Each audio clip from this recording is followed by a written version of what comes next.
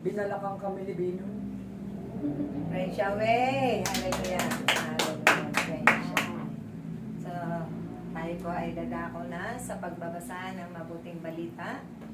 Ano po ba ito mga kapatid na mabuting balita sa mga kulang pa sa pang-unawa ng mabuting balita? Ito po yung salita ng Diyos na makapangyarihan na kaya niyang baguhin ang bawat isang tao. Kapag ito ang salita ng Diyos ay matalas ito kung tumama sa ating tagus hanggang kaloob-looban natin puso, kung ito'y mapapakinggan natin at tayo ay mababago nito. Ganun din ang ating mga pag-ugali, ang ating mga iba pang mga hindi kinalulugdan ng Diyos na mga gawa natin, na ating nakasanayan.